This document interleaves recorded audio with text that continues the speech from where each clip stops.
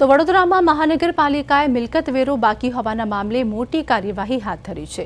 Makarpura ST depot પર આશરે ₹1 કરોડથી વધુનો મિલકત વેરો લાંબા સમયથી બાકી હોવાથી પાલિકાએ ડેપો પરિસરને સીલ કરી દીધું। સવારે વીએમસીના અધિકારીઓનો કાફલો ડેપો પર પહોંચ્યો અને સીલિંગની કાર્યવાહી હાથ ધરતા મુસાફરોમાં અફરાતફરી મચી હતી। જોકે મુસાફરોને થતી હાલાકી ધ્યાનમાં રાખીને અંદાજે 2 કલાક બાદ પૂછપરછ ઓફિસ ફરીથી ખુલ્લી રાખવામાં આવી।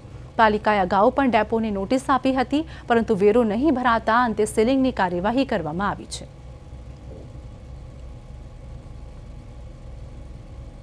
સવારે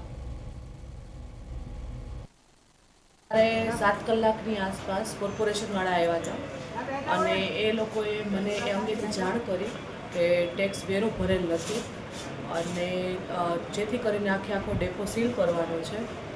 એટલે હું તરત જ ઓફિસની બહાર બેઠી ડેપો ઉપર મેં મારી કામગીરી ચાલુ રાખેલી અને 10 કલાકની આડેગાળે મને મારી ઓફિસ ખોલીને આપેલી, સીલ ખોલીને આપેલ। મુસાફરોને એ અંગે કોઈ પણ પ્રકારની મુશ્કેલી પડેલ નથી। બસોની અવરજવર સતત ચાલુ છે, માત્ર અને માત્ર ડેપોમાં જ સીલ કરેલ છે અને દરેકે દરેક ડેપોના જેટલા દરવાજા છે સીલ કરીને એના ઉપર કાગળ લગાવેલો છે, જેટલો વેરો બાકી છે એ